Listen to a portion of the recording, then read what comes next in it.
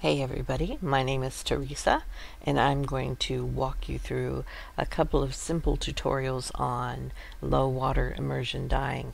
I don't claim to be an expert. I've done quite a bit of this, as you can see from these fabrics here, but this first tutorial is going to be about tools. I know a lot of people are visual learners, and so hopefully this will be helpful.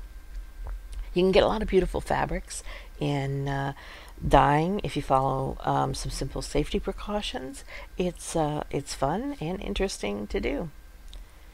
So I use funnels. Are important for putting chemicals into or dye into various containers. I have some different sizes. Here you can see measuring spoons and cups. I use a separate set of measuring spoons for my dye than I do for the chemicals. So I have two.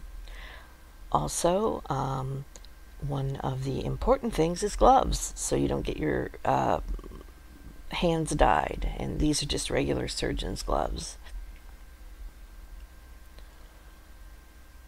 You find here, you see my buckets. You'll need various size containers. That one's for a larger batch of dyeing, but I use Ziploc plastic bags for smaller batches. And sometimes I even use little tiny containers if I'm doing something. You need a tight container that the fabric can be scrunched into, and so different sizes are often important. You also need just regular plastic cups for mixing the dye. You can use other containers, but I use plastic cups. Drop cloth is important to keep your work area clean.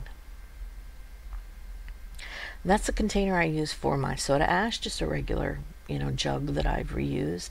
Synthropol is important for the washing out process. That's what it looks like. Mixing spoons. I use plastic mixing spoons.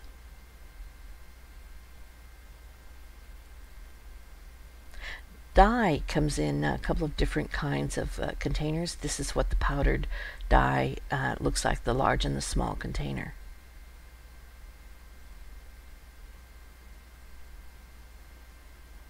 Gas mask. Well, this is the dust mask. It's very important for safety reasons for mixing the dye. And that's the kind of plastic bottle I mix the dye in.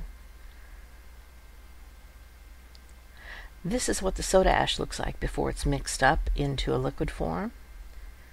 And this is urea, which I use very occasionally, but it's not absolutely necessary. One important part, of course, is the fabric. That's what it looks like. And that's the end of this first one. See you next time.